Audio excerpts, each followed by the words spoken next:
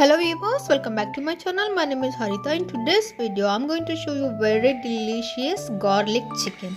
It goes very well with all kinds of rice, roti and bread. So let's go and see how to make this very easy garlic chicken. Today I'm using boneless and skinless chicken tenders. You can use whole chicken as well. You don't need to use only tenders.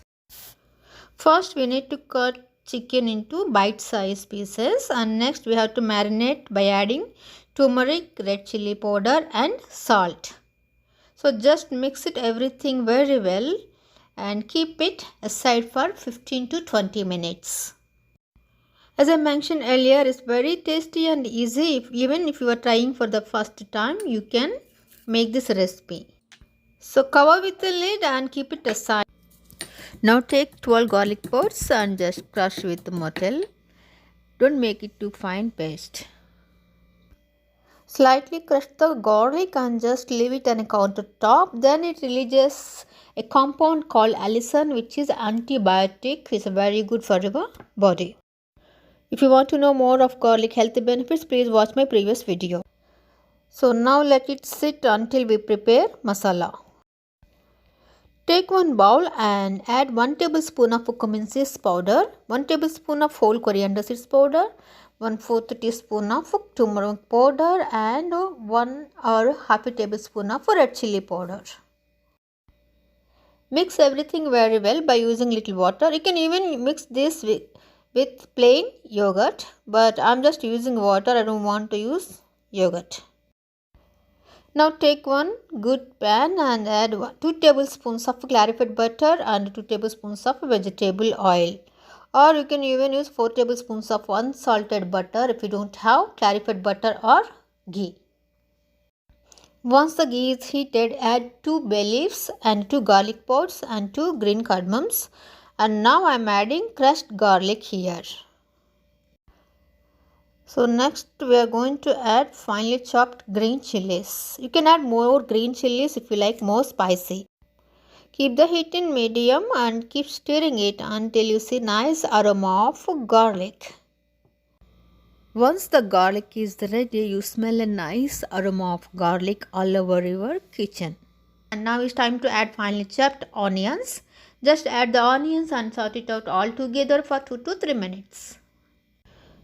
So you need to add little salt always to get the onions brown faster. So now we can see our onions are ready. Now it's time to add finely chopped tomatoes. Just add the tomatoes and mix it very well. Just cover it and make tomatoes little tender. After 2 minutes, open the lid and just stir it. You can see our tomatoes are little got tender. Now it's time to add our masala paste. Just add in masala paste and again mix it all over. Whenever you are making a curry, you have to remember one thing is very mandatory. Make sure whenever you add a new ingredient, every time you have to mix it very well. So that's how the flavors of the ingredients infuses with each other and it makes our curry even more tastier. So now I am adding 1 tablespoon of garlic paste. Mix and cover it for 1 more minute. So now we can see oil is leaving the pan. Oil is oozes out. It's time to add our marinated chicken to this gravy. So you can use whole chicken with skin or without skin, is up to you. So keep the heat in high now.